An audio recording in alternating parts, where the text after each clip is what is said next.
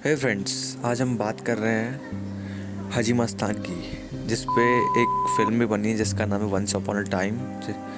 जी हाँ, एक समय था जब मुंबई में कई सारे डॉन थे और सभी जुर्म की दुनिया में सने हुए थे।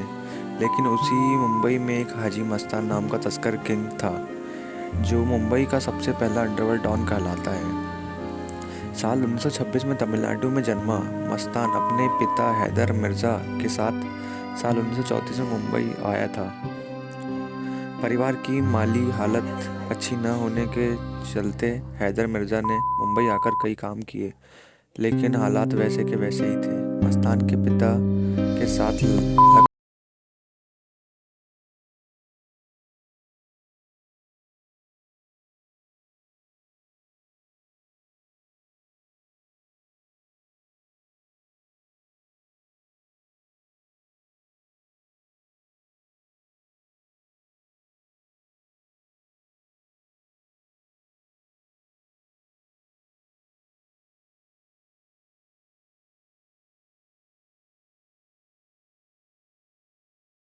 विदेश से आने वाले लोग महंगी घड़ियां, सोना चांदी व अन्य कीमती सामान लेकर आते थे, लेकिन सामान पर लगने वाला ज़्यादा टैक्स मुसीबत होता था।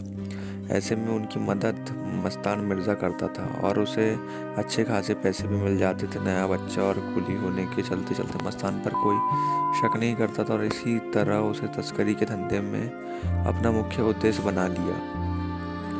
साल 1950 के बाद मस्तान की दुनिया बदल चुकी थी। फिर साल आया 1956 और गुजरात का कुख्यात तस्कर सुकून नारायण अब मस्तान का दोस्त बन चुका था। दोनों मिलकर तस्करी के धंधे में खूब पैसा कमाया और अब कुली मिर्ज़ा का नाम माफिया मस्तान हो चुका था। 70 के दशक में मस्तान के साथ वरदराजन नाम का मुंबई के बड़े बड़े तस्करों में लिया जाता था। लेकिन जब वरदराजन वर्दा चेन्नई लौट गया तो मस्तान मिर्ज़ा ही एकमात्र तस्कर रह गया था। अब मस्तान शानदार डिज़ाइनर सूट अपनी मर्सिडीज में सवार दिखने लगा था। 1974 में वो पहली बार गिरफ्तार हुआ, पर हवालात के बजाय उसे एक बंगले में नज़रबंद किया गया, जिसके पीछे का कारण था कि उसके रख्खू को भी बताया गया था। देश में आपातकाल की घोषणा के बाद हाजी मस्तान को गिरफ्तार कर जेल में डाल दिया।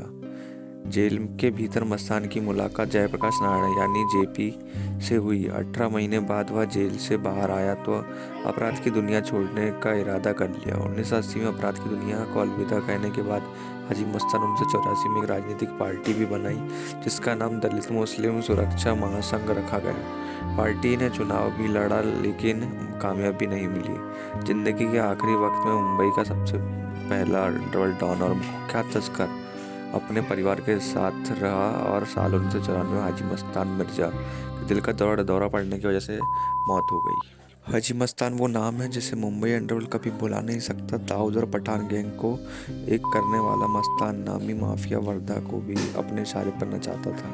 दिलीप कुमार से लेकर संजीव कुमार तक के साथ उसकी मुलाकातें थी।